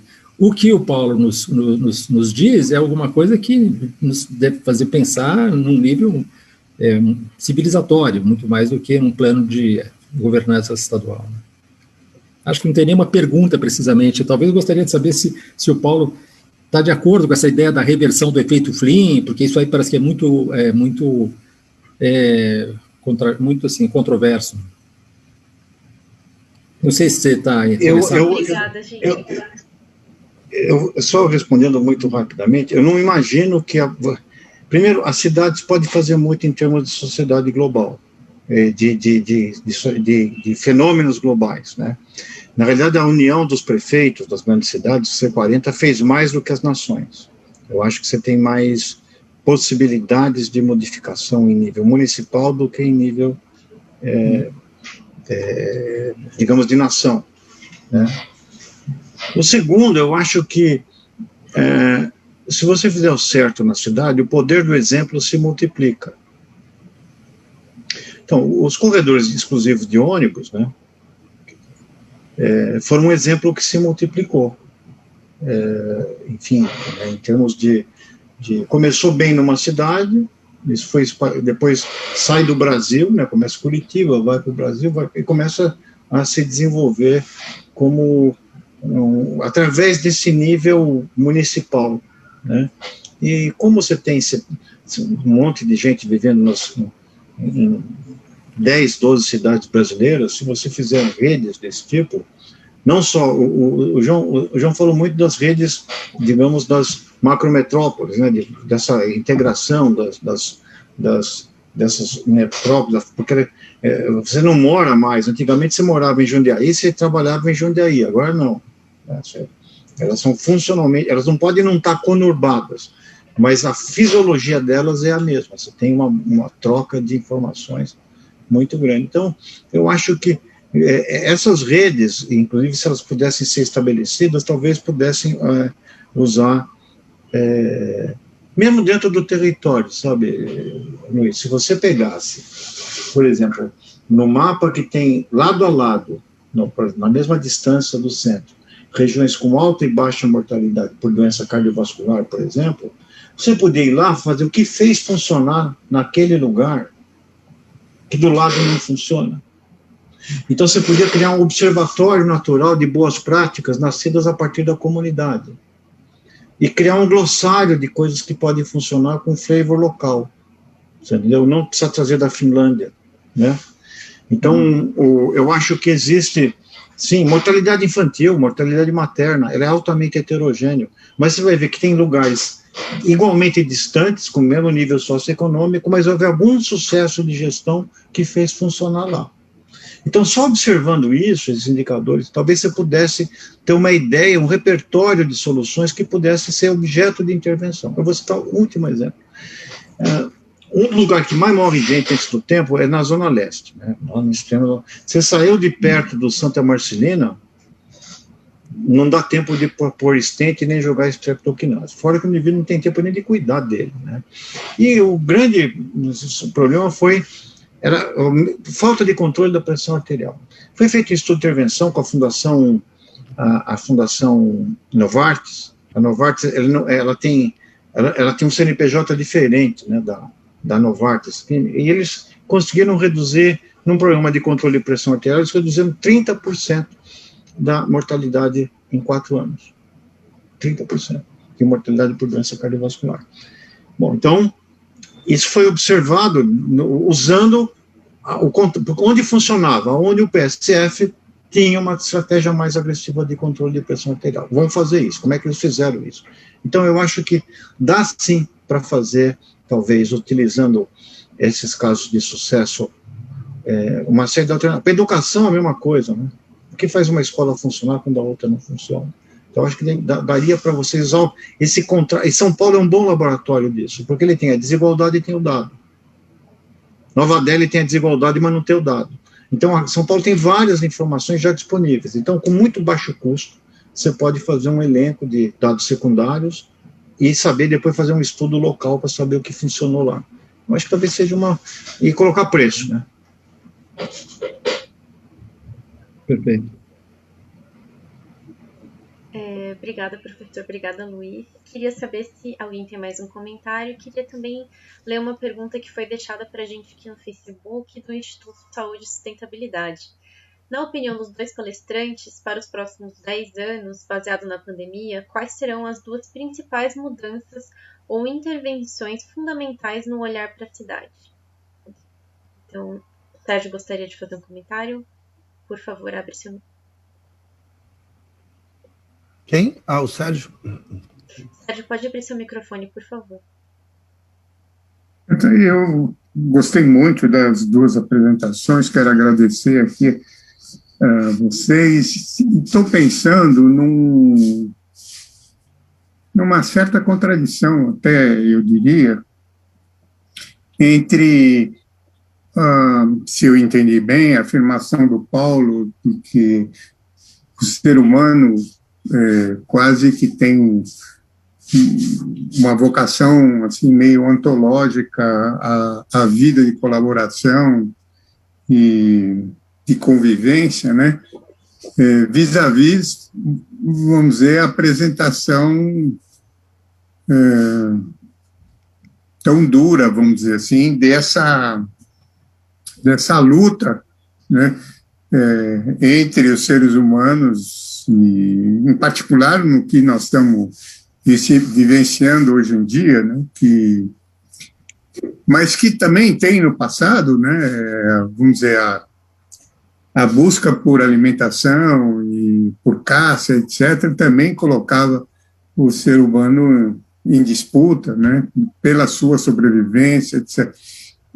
E eu queria, se pudesse, Paulo, por favor, falar um pouco se tem uma base científica, essa genética da colaboração, essa genética da convivência, ou se isso é uma conformação social que os seres humanos tiveram que se adaptar em certos momentos vamos ver, da convivência. Não, acho que existe uma genética, sim. Né? Tem um componente biológico disso. Só que ela não é infinita. Você precisa conhecer as pessoas. Então, por isso, tanto que você se agrega, por exemplo, eu ando de bike, né? Eu nunca vi ninguém de bicicleta, eu não conheço os bicicleteiros, mas quando eles veem um tiozão como eu andando, eles dão um tchauzinho, porque eu sou da tribo da bike, né? Ele nunca me viu. Então, você precisa ter alguns fatores de identidade. Você pode construir o conceito de nação, de time de futebol, de religião, de Rotary, né? Eu sou sócio do Rotary, né, que é o indivíduo que trabalha e não tem vantagem nenhuma. O Rotary é mais frequente do que o Rotary. Mas eu acho que existe, você tem que ter uma identidade para você expressar esse sentimento. Tanto que se você for de uma outra tribo, você desperta o ódio. Também sem nunca ter visto a pessoa. Time de futebol é isso, os caras se matam simplesmente porque um veste uma camisa diferente da outra. Então, existe sim uma necessidade biológica, mas cresceu demais, de tal forma que as pessoas não conseguem se encontrar. Então, ele se afeiçoou não ao ser humano, mas no segundo nível seria símbolos. Quando você perde essa noção disso, por isso que o sentimento, por exemplo, de nacionalismo extremado, ele está voltando, né? Quer dizer, você não consegue ter solidariedade. Não precisa muito longe. O Acre parece o Apocalipse de São João. Veio a água, veio o mosquito, veio tudo, né? Bom, prenderam um bombado aí, né? Que foi um jeito que aparentemente ficou perdido antes do Neandertal, e ele foi eleito. Então foi um desvio evolutivo. O noticiário deu muito mais importância para a prisão desse cara do que estava no Acre. A queimada só chegou, a importância da queimada, quando ficou noite em São Paulo naquela tarde, né? Que eu estava andando às 3 da tarde e escureceu. Porque podia queimar lá porque era longe. Então você precisa ter uma identidade, tem um componente social, você tem toda a razão, uma identidade cultural. Você tem com a tua família, que é fácil, né? Com as pessoas do teu círculo, que é fácil, mas para você se ter um grupo maior, você consegue juntar em torno de símbolos, mas você não é infinito esse sentimento de solidariedade com a espécie.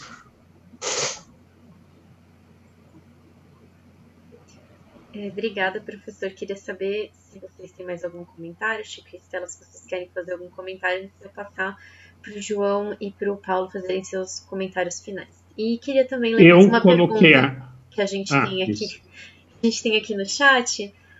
João, para você, desenvolver um pouco o modelo de financiamento municipal do Ceará, se ele poderia ser útil e proposto de maneira execuível para o estado de São Paulo. E se pode existir nos próximos anos processos de descentralização da vida urbana em função das mudanças em curso do trabalho remoto. Então, Chico e Estela, vocês querem fazer algum comentário antes de eu passar para o João e para o Paulo? Não? Então tudo bem. João, por favor, você quer começar? Pode ser. Bom, só para responder primeiro essa primeira pergunta, o que foi implementado no Ceará é um começo, uma tentativa, mas que é bem interessante, que é você, pelo menos, fazer uma uma distribuição, uma utilização de uma taxação estadual para uma distribuição equitativa entre os municípios a partir de critérios que podem ser os mais diversos e que não são obrigatoriamente os critérios do fundo municipal, que é um critério de que quanto menor o município, menos capacidade ele tem. Às vezes tem municípios que justamente porque começam a crescer, ficam numa situação muito mais de gargalo e muito mais difícil. Então, em São Paulo, por exemplo, o ICMS ele é responsável por exemplo, financiamento das universidades, né? Então, tudo isso são discussões complexas de serem feitas, né? Eu não posso de uma hora para outra refazer, mas o que tem que ser pensado é que tem que ser revisto, vamos dizer, essa forma de repasse, de você dar mais autonomia, né, para os municípios poderem fazer a sua política. Por exemplo, o Estatuto da Cidade estabelece uma responsabilidade política para os municípios, que é combater o mau uso da função social da propriedade, com os meios estabelecidos pelo Estatuto da Cidade. Nenhum município brasileiro, exceto São Paulo, no Plano Diretor 2014, que está sendo já completamente desmontado, conseguiu fazer uma aplicação dos instrumentos do Estatuto da Cidade de maneira sistêmica e integrada. Então, o município, qual é a capacidade que ele tem de fazer o enfrentamento? Porque isso é um enfrentamento político, mas ele não é um enfrentamento político apenas dizer vamos fazer política. É um instrumento de governança, um instrumento de gestão pública que dá a possibilidade de fazer enfrentamento político. Mas se o município ele não tem a menor capacidade de autonomia financeira, não adianta ele falar que ele vai desapropriar terreno que está sendo mal utilizado no centro e ocioso, porque ele não tem recursos para fazer isso. Então ele fica completamente preso. Então a redistribuição do financiamento municipal ela é um gargalo fundamental. Fundamental. Como você tem na questão da saúde e na questão da educação, você teve um avanço muito maior nessa distribuição, inclusive das responsabilidades de cada um, e você tem uma participação mais, vamos dizer, dividida e mais compartilhada entre Estado, município e governo federal e União, você tem um resultado já muito melhor. É só ver a questão das escolas, alguns municípios municipalizaram, outros não, mas você tem uma rede que é bem melhor se você for comparar, por exemplo, a resposta habitacional, né? A questão é que a questão urbana e habitacional, que é a fundamental que o município tem que responder por conta própria, as pessoas não entendem o quanto ela é central. O professor Paulo está aqui, ele é um grande defensor dessa questão. Se eu não tiver casa, eu não tenho educação para os meus filhos, porque eu nem sequer tenho o registro de endereço para poder colocar ele numa escola, no sistema educacional. Se eu não tiver casa ou com saneamento, eu vou ter doenças relativas ao fato de que eu não tenho saneamento. E no Brasil, uma cidade que nem São Paulo, que é a quinta maior do mundo, da 13ª economia mundial, ela tem 99%, 98% de coleta de esgoto, mas tem 60% de tratamento. Ou seja, 40% da população de São Paulo, que é justamente aquela que está na periferia, mais pobre, não tem esgoto. Então vamos imaginar qual é o resultado, o impacto na política de saúde do fato de você ter cerca de 4 milhões de pessoas que não têm esgoto. Então é disso que nós estamos falando. Então essa questão da autonomia dada aos municípios para eles fazerem política habitacional, para eles ela é uma questão central e que não vem sendo discutida, né? Aí, respondendo a pergunta que foi feita aqui sobre se a pandemia, qual vai ser as principais mudanças no olhar para a cidade em função da pandemia. E desculpem, porque eu aqui acabo fazendo o papel do pessimista, embora eu seja mais jovem. O professor Paulo é um otimista que traz 1 milhão de soluções incríveis, né, para coisas que ele vai mostrando possibilidades de fazer, de aplicar aqui e ali. Como eu tenho uma visão mais sistêmica da política pública, eu trago uma visão que é mais pessimista, mas que eu acho que é importante, senão a gente não sabe o que a gente tem que combater. Mas vamos, por que eu estou falando isso, dessa visão mais pessimista? É o seguinte, se quando a gente tem uma pandemia que mata mais de 200 mil brasileiros em 6 meses, nós não mudamos o olhar, porque nós já não mudamos o olhar, desculpa, gente, a pandemia não vai mudar nada do olhar sobre a cidade. Não tem novo normal. O novo normal é o normal que já tinha aprofundado e exacerbado. Era a grande chance que a gente tinha de falar assim, agora, enfim, o Brasil vai se dar conta do absurdo que ele é. Não. Ele martelou. E aí eu vou para a questão que o Zé Correia colocou. São duas dimensões. A dimensão do poder, das estruturas de poder, e a dimensão dos modos de vida, da questão da ação individual. Olha só como a pandemia é um exemplo incrível que a gente tem. Porque a pandemia ela exigiu essas duas dimensões e nós recusamos as duas enquanto sociedade. Veja bem, enquanto política pública, ou seja, enquanto política diretamente relacionada às estruturas de poder, foi um desastre do ponto de vista federal, estadual e municipal. Um desastre total. Não vou ficar aqui repetindo o porquê, que a gente já sabe. É a antipolítica que foi feita por parte do presidente da República, mas também no nível do estado do município, em que as ações que poderiam ter sido feitas foram feitas por ações dos coletivos de periferia que se organizaram para fazer aquele mínimo que o Estado deveria ter feito e que era simplíssimo de fazer enquanto estrutura de poder. Se eu fosse secretário, eu tinha em 15 dias, eu sei que eles têm poder e estrutura para fazer distribuição de água, distribuição de máscara, distribuição de álcool gel, implementação de soluções de isolamento para a população pobre nas favelas e nos loteamentos periféricos, com habitações provisórias. Você fazer utilização de hotéis na área central para a população de rua, para você poder isolar convenientemente. Você tem cadastros, inclusive, sobre população idosa, você tem tudo para fazer ações que foram feitas por quem? Pela Associação de Solidariedade lá da Brasilândia, pela Associação de Moradores de Paraisópolis. Quem se organizou não foi o Estado. Então, pelo poder, zero. A pandemia mostrou que é um desastre. E pelo nível da transformação social, individual, a gente vê que o nível em que a nossa perversa sociabilidade patrimonialista se instalou nas pessoas é tal que a gente reproduziu também, porque olha só, do ponto de vista individual, não tem nada mais forte do que essa pandemia para dizer a sua atitude individual será coletiva.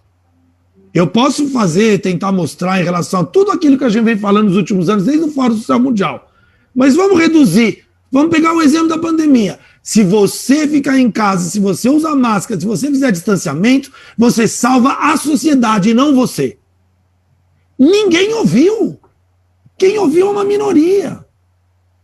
Por quê? Por causa da política pública, porque o sujeito não tem condições de fazer isolamento, porque o sujeito tem que trabalhar, e esses é uma enorme parcela que a gente nem sequer pode responsabilizar, porque ele não tem escolha.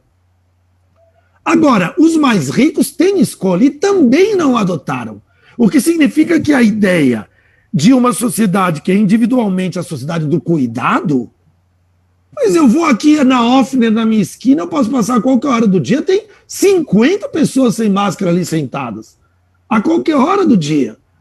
Então, os ricos no Brasil, eles não têm essa cultura do cuidar do outro, porque passaria para simplesmente fazer aquilo que eles podem fazer. Porque eles podem fazer aquilo que seria o necessário, que é o isolamento. Porque eles têm trabalho garantido, eles podem trabalhar de casa, eles continuam com salário, então, em grande parte, eles podem fazer, mas não fazem assim mesmo. Então, o problema está dos dois lados, está onde a política pública deveria fazer uma conscientização e garantir condições para que os mais pobres, com menos acesso à informação, etc., pudessem seguir essas recomendações, e também na atitude individual daqueles que já têm condições de fazer, mas não tomam. Então, nessas duas dimensões, se a gente não olhar, não sentar e falar, gente, isso aqui não está dando certo, não adianta, porque muitas vezes as soluções individuais, elas se confrontam a essa grande contradição. É a mesma coisa com a questão da sustentabilidade. Eu vou ter N webinars e reuniões, isso, aquilo de gente, explicando como é que a cidade sustentável acontece se eu fizer edifícios inteligentes, com menos emissão de gás, não sei o que mais, não sei o que mais. Mas, gente, desculpa, esses edifícios não mudam nada enquanto eu tiver 1.200.000 pessoas morando nos mananciais da cidade de São Paulo e jogando 95% dos seus dejetos, inclusive esgoto, diretamente na represa. e levando 3 horas para chegar na cidade por causa de um sistema de ônibus que tem os corredores de ônibus, foram uma ótima invenção, mas que, vamos dizer claramente, foram interrompidos durante 8 anos, durante a gestão anterior a que a gente estava em São Paulo, e voltaram a ser interrompidos, que desde que mudou a gestão, já fazem 4 anos, não teve 1 quilômetro que foi feito. Então, como é que a gente vai? E aí você pega o que a Fundação João Pinheiro diz como um dos elementos para poder dizer o que é o déficit habitacional no Brasil. Olha só, está lá, há 10 anos, há 20 anos. A Fundação João Pinheiro diz que 2 dos... São um monte, mas dentre todos os parâmetros para calcular a falta de moradia, tem 2. Um é o adensamento exagerado, acima do que se pode, nas casas, e o segundo é a coabitação familiar, que é várias gerações familiares morando na mesma casa. Esses 2 elementos são os mais fortes elementos de contaminação da pandemia. Muita gente morando junto e avós morando junto com netos. Eu quero resolver a pandemia, não tem novo normal. Eu precisava ter feito política de habitação e de moradia começando há 15 anos atrás. Eu não teria tido 200 mil mortos no Brasil. Porque eu teria condições de isolamento. Porque eu teria aquilo que a Fundação João Pinheiro há 15 anos está dizendo que precisa ser feito. Então, o que eu queria dizer é o seguinte, nós temos uma lógica urbana, o professor Paulo falou, que é uma lógica que, do ponto de vista do comportamento individual, ela assimila a lógica da sociabilidade brasileira em que tudo se compra.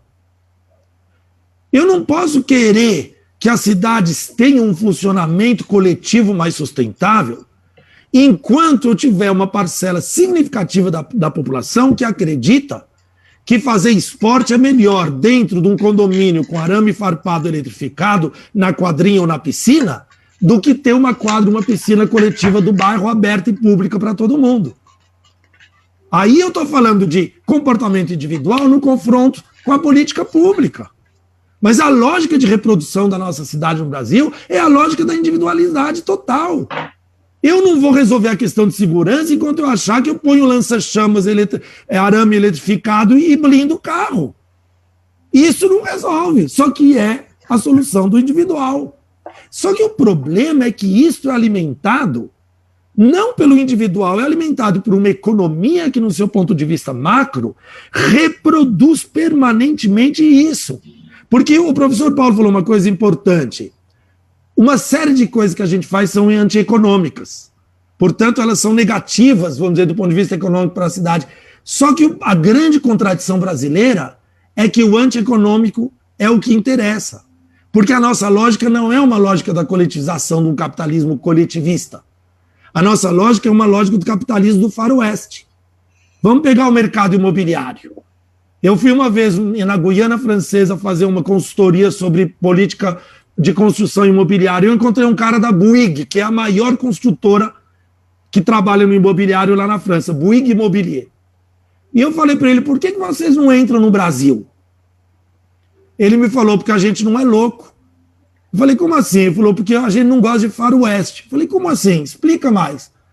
Ele falou, porque olha, é o seguinte, aqui na França, eu tenho um estado que faz uma determinada urbanização, ele determina o que vai ter ali, ele abre uma licitação, ele me fala que o metro quadrado de terreno que eu vou comprar ali, do próprio estado que urbanizou é de tanto, eu vou ter um teto para vender para este perfil que eles disseram que precisa ser feito, então, sei lá, habitação para idosos, habitação para estudantes, isso e aquilo, ou então escritórios.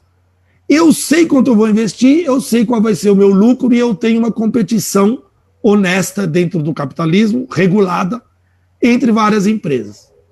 Eu falei, isso, qual é a diferença? Eu falei, a diferença é que no Brasil eu não tenho regra nenhuma, chega, sai atirando, o mais forte ganha e os outros todos perdem. Isso não é capitalismo, a gente nunca vai entrar no Brasil, porque a gente quebra se a gente entrar no Brasil. E uma vez, quando eu tinha 20 anos, eu dava aula de francês para os gerentes de uma grande companhia de supermercados franceses que estava se instalando aqui. E o gerente de uma loja chegou para mim e falou, aqui no Brasil a gente já entendeu como funciona, tá vendo esse ranking de 100 caixas? Falei, tô. Então, do 0 ao 50, quando vem a fiscalização, a gente mostra, porque aqui a gente recolhe o ICMS. Do 50 até o 100, é tudo frio. Era uma das maiores redes mundiais que estava fazendo isso. Então, esta lógica do capitalismo nosso, ela vai se reproduzir quando o cara ganha um apartamento no Minha Casa Minha Vida, e o que ele mais quer naquele apartamento que é dado para ele de 35 metros quadrados, não é o fato de que ele poderia ter talvez 40 ou 45, se não se fizesse naquele conjunto que ele ganhou, um monte de parede alta, uma guarita antibalas e uma barreira, e tivesse chamado aquilo de espaço, não sei o que mais, gourmet e de condomínio da rainha não sei das quantas. Mas a gente tem um padrão que é reproduzido pela pirâmide social e que vai reproduzindo essa sociabilidade, que não é a sociabilidade do cuidado, exceto numas bolhas que muitas vezes são as nossas. Então, para concluir, eu queria dizer o seguinte: eu acredito que hoje a transformação mais importante que está vindo no Brasil e que está sendo, é muito difícil, porque ela coloca um grande impacto do ponto de vista cultural, e ela coloca as elites contra a parede, inclusive nós, inclusive eu que estou falando tudo isso porque eu estou isolado na minha casa, moro numa casa boa e tenho condições de ficar falando tudo isso isolado, ela está vindo dos movimentos que estão surgindo na periferia. Porque aqui o negócio vai funcionar na hora que a gente começar a mexer na questão dos privilégios, que são permanentemente alimentados pelas políticas públicas e pelas formas de sociabilidade individual. E quem está sentindo isso são os jovens de periferia. Jovens, negros, meninas, que estão aí, às vezes, de uma maneira até hiper exagerada, às vezes com critérios que você fala, não, mas não é para tanto, mas não faz mal. Porque é a reação que eles têm do famoso rolezinho, do direito a poder ser aquilo que eles não são. É por aí que nós estamos tendo. Por isso os movimentos de maio de 2013 foram importantes, porque eles diziam respeito a uma questão de acesso ao transporte público, etc. e tal. No começo, depois eles foram manipulados, mas no comecinho. Então, eu acho que esses são movimentos que são uma chama de esperança da nova geração, que está entendendo o quanto essa estrutura toda é uma estrutura completamente, perversamente contaminada. E, me desculpem dizer, mas a pandemia foi uma demonstração disso que eu estou falando. Eu sei que é pessimista, mas eu também acredito que se a gente não tiver noção disso, a gente não vai entender por onde vão vir as mudanças. Daí a gente vai ser surpreendido pelo que acontece. É isso. Obrigada, João. Te agradeço. Muito bacana a sua fala. Queria convidar também o professor Paulo para fazer seus comentários finais. Bom, eu tenho que agradecer muito. Eu sou um pouco mais otimista que o João, sabe? Mas é que também sempre tem que embarcar numa utopia. Talvez o próprio ato de se iludir, porque você não aguenta levar a vida a seco, né?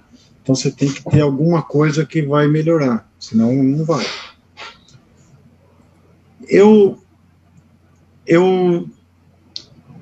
historicamente, desde das grandes pandemias, o que tem registro, eu acho que é um raciocínio da sociedade ocidental, as cidades, no momento da pandemia, se desorganizaram, e depois elas se arrumaram. Os grandes movimentos sanitários, as grandes intervenções urbanas, e geralmente de cima para baixo, né? Sempre, todo ato de controle, por exemplo, de pandemias, ele vem de cima para baixo. As quarentenas, os lazaretos, a emparedar famílias para eles morrerem sós, a impedimento da liberdade de ir e vir, a própria reforma sanitária do Chadwick, que era para evitar uma repetição da Revolução Francesa na Inglaterra, e aí, vamos lembrar da revolta da vacina, que foi associada a uma intervenção urbana do Pereira Passos, que levou, digamos, tem um viés autoritário. Nos últimos anos, eu tenho feito autópsia de pacientes com Covid, todos os dias. E eu tenho conversado com as famílias. E o que o João falou está certo. Quem está morrendo são pessoas que não têm, ou alguém da casa teve que sair, ou ela própria para fazer o sustento. Mas eu vejo as cidades, elas têm a criatividade. E as soluções são criadas na periferia, né, que a gente chama de periferia, mas a periferia somos nós, né? Na verdade, a cidade cenográfica é periferia. A cidade da Paulista, da Ponte Estaiada, isso que é periferia. A cidade real é a que a gente chama de periferia, né? A periferia tem uma centralidade hoje na esfera de decisão. E com as redes sociais, as transformações são muito mais importantes, o poder de pressão é muito maior, a capacidade eleitoral é maior. Então, eu acho que eu tenho expectativa, sim, dos governantes, não. Eu acho que... Mas vamos analisar aqui, ó, a grande motor do investimento, por exemplo, em transporte coletivo, nasceu em junho de 2013, com a revolta pelo serviço ruim e caro. Então, a gente está vendo coisas que estão acontecendo e eu acho que eu tenho esperança, sim. Porque eu tenho esperança porque eu tenho medo. Eu tenho medo, não sei o que vai acontecer com a variante, eu encontro... Acho que todo mundo tem medo nessa história. Mas, ao contrário do que diz um grande mandatário do Brasil, no caso de uma pandemia, o antídoto não é a coragem, é a esperança. E eu acho que é isso que vai reconstruir as nossas cidades. Então, eu acho que a gente pode coletar, por isso que eu tinha sugerido fazer um observatório dos experimentos naturais na periferia que foram realizados, que conseguiram ser eficientes apesar de tudo não funcionar. E aí eu acho que vai nascer as soluções para que a gente... Ou seja, a cidade nunca vai... Ela vai andar como uma ameba, não como um ser organizado. Ela vai andando aos pedaços e o conjunto vai sendo empurrado por esse conjunto de pessoas invisíveis, porque foram elas que seguraram o funcionamento da cidade. Não foi nenhum grande personagem. A quem fez funcionar, quem entrega comida, quem dirige o ônibus, quem limpa as ruas, quem está fazendo... Esse pessoal que não aparece na foto é que fez a cidade funcionar. Só que agora eles têm mais voz. E eu acho que esse é o momento, talvez, da gente esperar uma mudança. Talvez eu não veja, mas eu acho que vai acontecer, sim, muito rapidamente. Muito mais rapidamente do que a gente pensa. Muito obrigado. Muito obrigada, professor. Obrigada, professores Paulo, João. Um prazer e um privilégio escutar vocês aqui hoje. Fica aqui, então, o nosso convite para que todo mundo participe dos próximos encontros do seminário, né? O próximo vai acontecer nessa quinta-feira, dia 25 de fevereiro, e nós vamos conversar com o Zé Pedro de Oliveira Costa e com o Ricardo Rodrigues sobre reservas naturais e agricultura no estado de São Paulo. Ah, eu esqueci, lembrando do João, que falou daqueles condomínios com varanda, eu queria aproveitar a oportunidade que eu estou fazendo um lançamento imobiliário na Faculdade de Medicina, que é um condomínio que, além de lazer, trabalho e moradia, ele tem um hospital, uma maternidade e um crematório gourmet. De tal sorte que você nasce lá e vira biodiesel ali mesmo. Então, esse vai ser um infeliz empreendimento e que eu acho que talvez a gente possa ganhar um dinheiro aí por fora, desde que a gente passe com certo azeite na Câmara, na Câmara Municipal. Muito obrigado. Obrigada, professor. Jana. Obrigada, professor. Obrigada, pessoal. Obrigada a todo mundo que nos acompanhou aqui ao vivo. Esse vídeo vai ficar salvo na página da Ação Educativa. Fiquem à vontade para reassistir e para deixar os comentários aqui. Nos vemos, então, no próximo, na quinta-feira. Muito obrigada. Muito obrigado. Muito obrigada ao Paulo, ao João. Realmente foi um privilégio. Foi muito bom. E que eu acho que talvez a gente possa ganhar um dinheiro aí por fora, desde que a gente passe com certo azeite na Câmara